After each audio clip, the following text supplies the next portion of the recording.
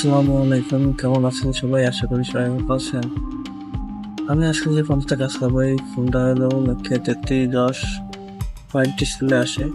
তার ডিসপ্লে নতুন ডিসপ্লে লাগাইলেও সাদা আসে। তো ওই সেটটা আমরা এখন কাজ করবো।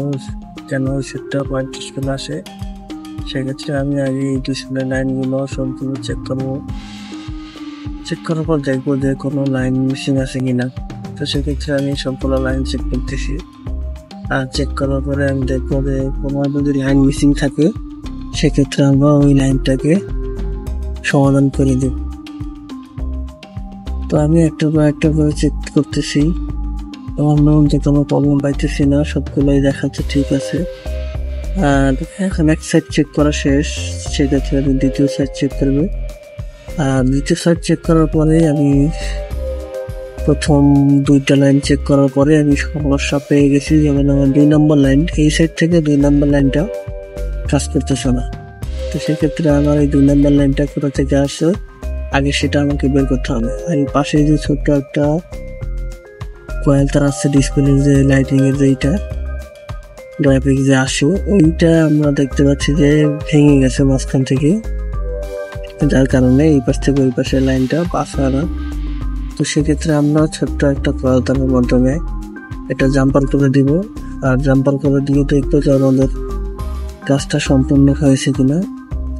তো সেক্ষেত্রে আমি ছোট্ট একটা কয়েল তার নিলাম, নেওয়ার পরে সুন্দর করে সোল্ডারিং করে নেবো। আমি সুন্দর করে সোল্ডারিং না করলে আপনার ঝালাইটা সুন্দর হবে না। তো সেক্ষেত্রে আমি ভালো করে সোল্ডারিং করে নিলাম। আর এখন আমি ডিসপ্লেটা যে লাইনটা আছে, এই লাইনটা এখান থেকে ছোট্ট একটা জাম্পার করে দিব। আর এই জাম্পার করে দিলেই কিন্তু আমাদের আশা করি কাজটা সম্পূর্ণ হয়ে যাবে। আর এটা আমাদের যে লাইনটা জাম্পার করছে সেটা তো সহজে খুব ছোট, তো বোঝা যাচ্ছে না। তো সেক্ষেত্রে আমি এটা বোঝার জন্য অবশ্যই আপনাদেরকে সুন্দর করে দেখিয়ে দেবো যে এটা কোন জায়গা থেকে কোন জায়গায় জাম্পার করলে আপনাদের এই ডিসপ্লেটা আবার সুন্দর করে গ্রাফিক্সটা চলে আসবে। তো সেক্ষেত্রে আমি আগে জাম্পারটা করে দিলাম। করে দেওয়ার পরে এখন আমি দেখিয়ে দেবো যে কোথা থেকে কোথায় জাম্পার করেছি। তো আপনারা না দেখলে বুঝবেন না আসলে যে এই লাইনটায় প্রবলেম ছিল। তো আমি এই লাইনটা জাম্পার করার পরে সুন্দর করে কেটে নিলাম। কেটে নেওয়ার পরে এখন আমি নতুন ডিসপ্লে দিয়ে চেক করবো। আর আগে আমি লাইনটা দেখিয়ে দিই যে এই লাইনটা, এই দেখেন এই যে ছোট্ট এই জায়গা জাম্পার করে দিয়েছি। আর আমাদের কাজটা কিন্তু ইনশাল্লাহ সঠিকভাবে করতে পেরেছি আমরা। তো সেক্ষেত্রে দেখেন এখন কিন্তু 2 নম্বর লাইনটায় মান আছে। তো সেক্ষেত্রে আমি এখন নতুন বা পুরাতন যে ডিসপ্লেটা আছে এটা আমি লাগিয়ে আগে চেক করব।